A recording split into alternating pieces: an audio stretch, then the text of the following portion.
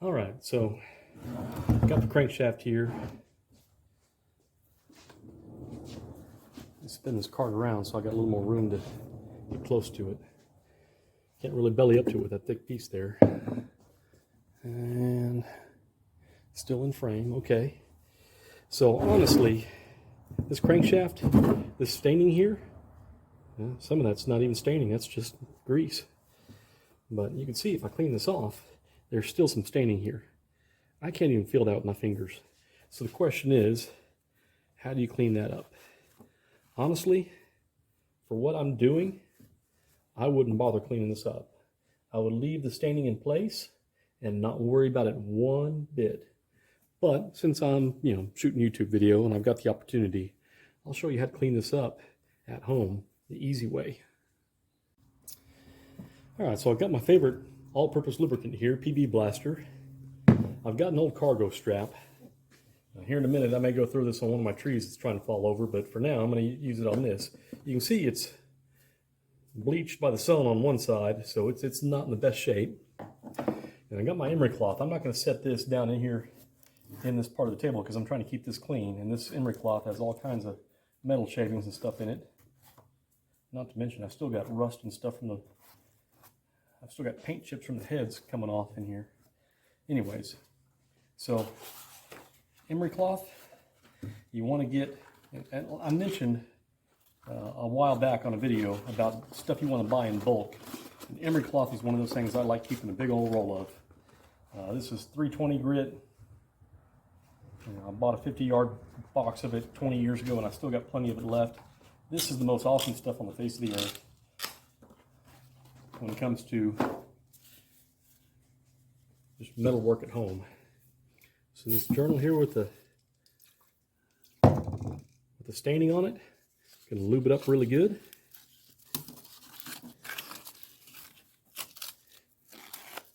I'm gonna wrap some emery cloth here.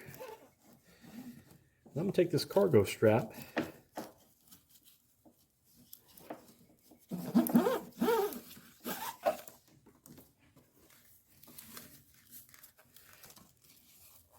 and I'm gonna wrap it through a couple times.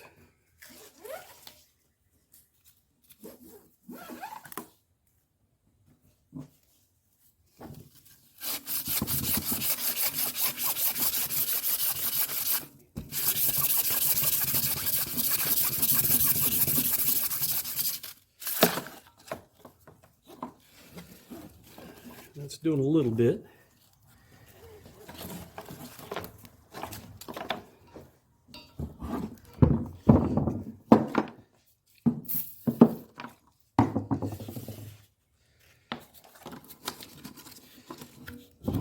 Need something to prop up this end.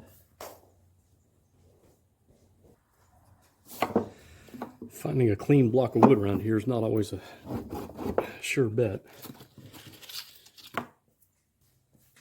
Keep your hands as clean as you can when you're doing this stuff.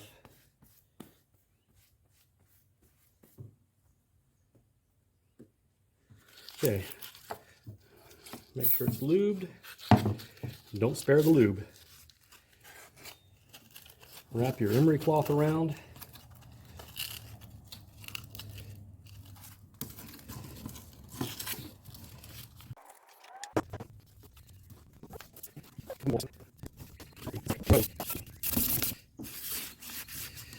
And my wrap is not lining up with my emery cloth. There we go.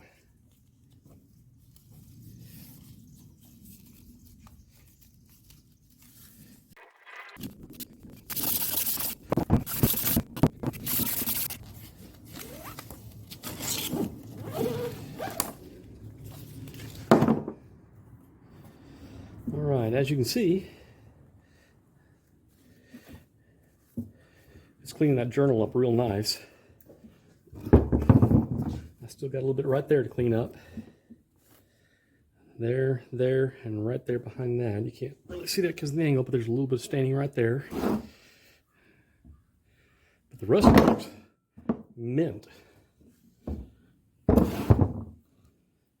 So let's try this one more time. Get plenty of lube on here.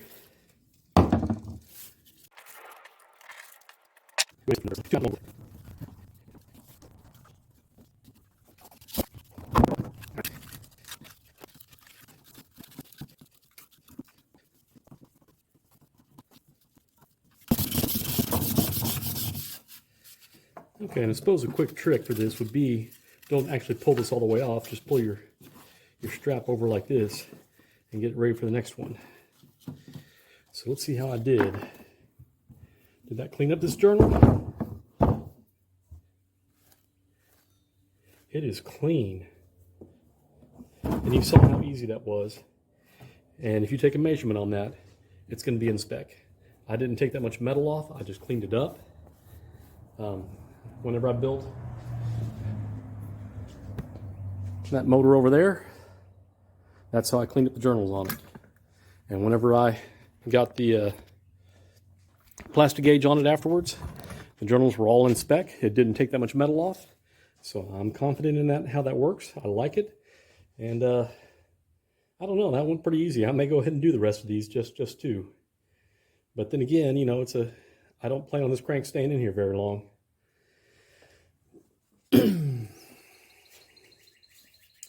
And when you do instead of doing the rod journals, when you do the main journals, you may have to tear a section. You can see this is a 1/4 inch too wide, 3/8 of an inch too wide. You're going to have to tear off some of your emery cloth to fit down in there. No big deal. It's emery cloth, it's cheap.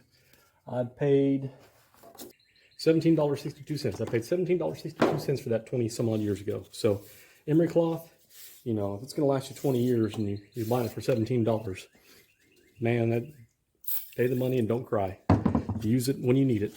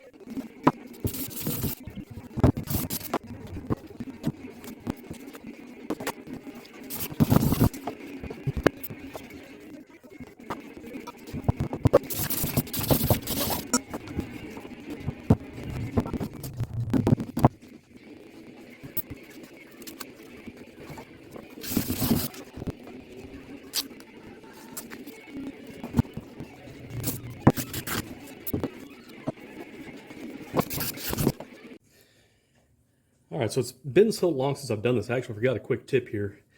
When I was doing the mains, if you know, sometimes the strap would bunch up on one side and then it would go towards the opposite side. And the way you fix that is you pull the strap so it, you know, one side of your strap is going to make it go one way and pulling the other side will make it go the other way. So you pull back on the strap until it gets back to where it needs to be, and then you can get it over this other side. Working the length of your strap on either side is how you get the emery cloth to move side to side. So keep that in mind when you're doing it. I'm getting pretty close. I'm on the main journals now. I've got this front one nearly cleaned up. The rear main journal is clean. If you notice, I kind of tackled the rear seal surface a little bit. I'm not going to clean it up all the way. Maybe I will. Maybe I'll go back and tack it again. But my main thing is just I want to get rid of some of that roughness there. I think I will go back and do that again. I don't think I'm going to destroy the rear main seal surface here if I just keep working at it. It didn't have much of a gouge there. You know, a lot of times your rear main seal will wear a lip or wear a groove on here. I didn't feel a groove, but you can definitely see where it was wearing. So I'm going to go ahead and tackle that again, I think. You know, the more I think about it, the more I change my mind. But and as you can see, I've been using the same piece of emery cloth this whole time. It's starting to get, I can feel it's getting a little finer grit.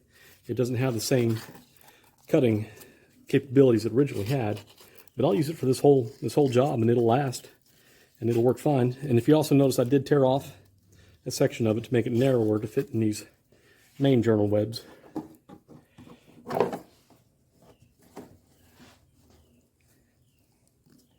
main journal webs, main journal spots, main journals. I don't know.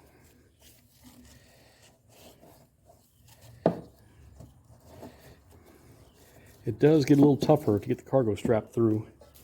You definitely want to use a thin cargo strap on these mains. For the rods, you may be able to get away with a bigger cargo strap. I just, since I'm wrapping them around twice, I stick with this size.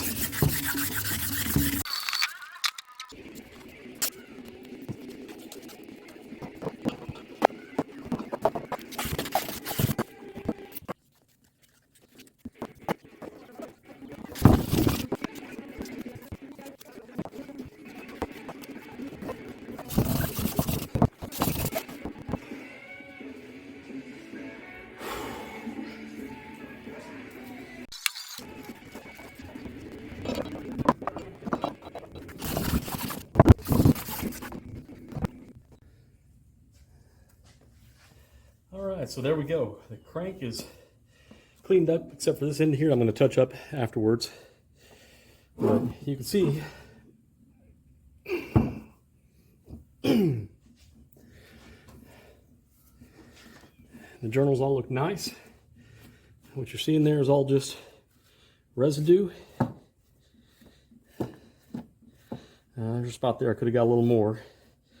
But all in all, for the crank being so stained when I started, that cleaned up beautifully. And it wasn't, you could see, it wasn't a whole lot of work for each one. Aggregated on a 78-degree day with the humidity so high you can drink the air. It's some work, it is. But this is free.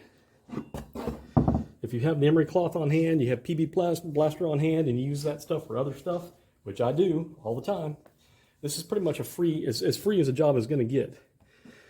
So learn to do this stuff. It's not hard. This is a money-saving tip. I could have taken the machine shop and said, oh, I need my crank journals cleaned up. How much is that going to run you? Of course, you could always bring it by my place and pay me to do it. Sure. Just don't expect it to get done soon. All right, so I finished getting the crankshaft cleaned up. This back end here, I really can't get with the emery cloth. It keeps sliding off, but I did emery cloth it as best I could to clean up this stuff. And honestly, this stuff is past where the crankshaft seal rides, so I think that's going to be beautiful. I went ahead and hosed it down with some brake cleaner and wiped it off. Made sure the cart was nice and clean before I started. This crankshaft is clean and it's ready for me to put it in. And I'm just, really happy at how well it cleaned up. So I'm going to go ahead and I think I'm going to wheel the engine over here, and I'm going to start throwing the bottom end together. And then whenever I get the parts to put the valves in the heads, then I'll start doing that end of it. So